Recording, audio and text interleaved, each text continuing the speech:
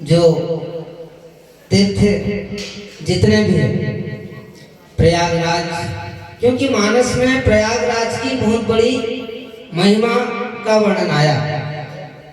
तीर्थ राज कुंज देखो प्रयागा, निरखत जन्म कोटि अघ भागा। क्योंकि तीर्थ की महिमा जो थे बहुत बड़ी महिमा है तीर्थ का। तीर्थ की महिमा में क्या है, एक तो लोकमत और वेद मत और आध्यात्म मत। जो हमारे गिरीश जी ने जो वक्तव्य बोले वो आध्यात्म मत में बोले,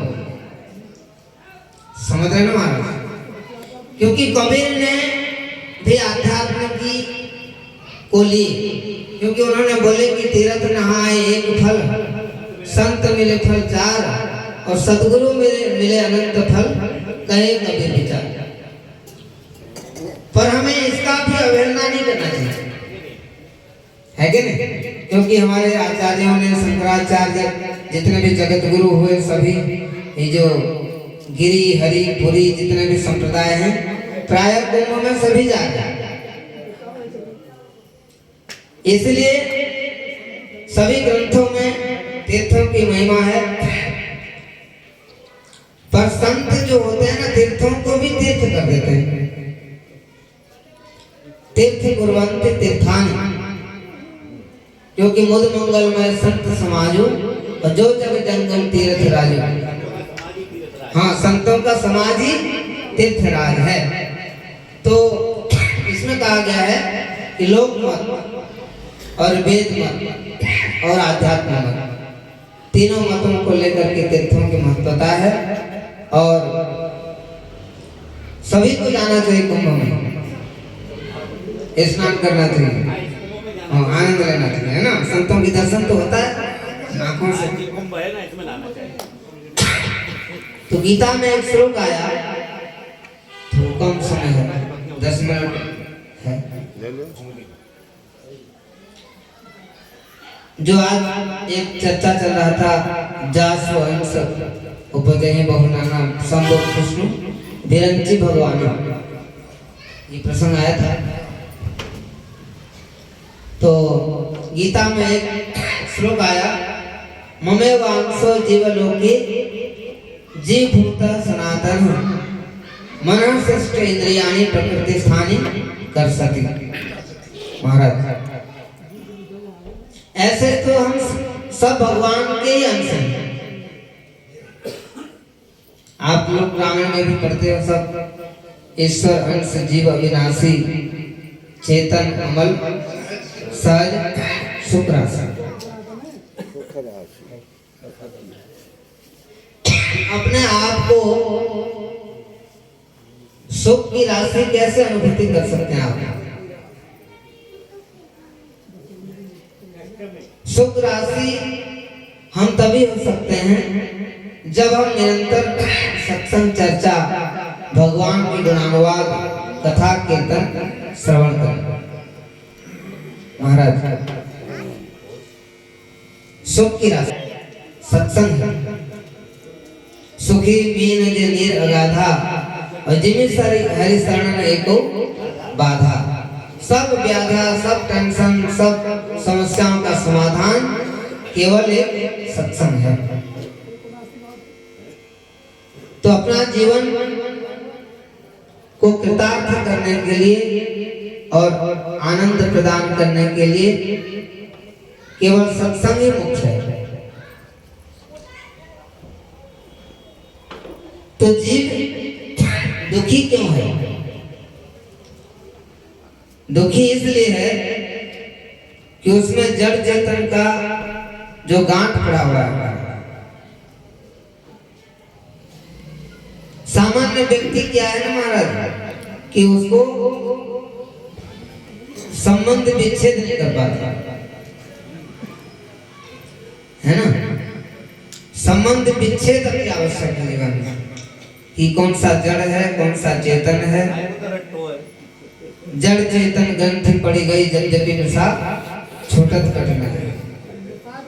और सत्संग से इसका बोध हो जाता है कि मैं तो आत्मा स्वरूप हूँ। मरता क्या है, शरीर का नाश होता है। आत्मा न जायते म्रियते वा कदाचित त्रायं भूत्वा वा भविता न भूयः अजो नित्य शाश्वतो अयं पुराणो न हन्यते हन्यमाने शरीरे। ये शरीर का विनाश होने के बाद भी जो है आत्मा का कभी विनाश नहीं होता। मैं आत्म स्वरूप की अनुभूति करना, क्योंकि सुखदेव जी ने राजा परीक्षित को यही तो ज्ञान दिया। सामान्य व्यक्ति की मृत्यु होता है महाराज, है कि नहीं? तो नाम रखा गया अमर सिंह, और अमर सिंह को मरघट पर ले जा रहे हैं। क्यों? है कि नहीं? अमर सिंह नाम है और मरघट पर ले जा रहे हैं। कहने का मतलब क्या है कि सत्संग में यथार्थ का बोध हो जाता है। मैं शरीर नहीं हूं, मैं आत्मा स्वरूप हूं, ये अनुभूति हो। क्योंकि गीता में सब खुल करके बातें आया है हमारा। जो गीता का अध्ययन करते हैं, स्वाध्याय करते हैं, उनको यथार्थ की बोध हो जाता है कि शरीर जाता है, मैं नहीं मरता। जैसे कहा गया ना, वांसा सृजनान यथा विहाय। कपड़ा हम बदलते हैं तो दुख लगता है आपको? नए कपड़ा पहनने के लिए बच्चे कितने खुश होते हैं, है कि नहीं?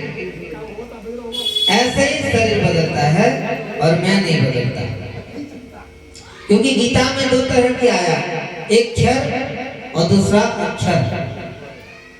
क्षर का अक्षर है वचन। क्षर जो है नाशवान है और जो अक्षर है वो अविनाशी। इसलिए प्रकृति का सभी वस्तुएं परिवर्तनशील है। जो दिख रहा है ये नाशवान है। आप रामायण में पाठ करते हैं रोज, देखिए सुनिए गुणिय मन माही और मोह मूल परमार्थ नहीं।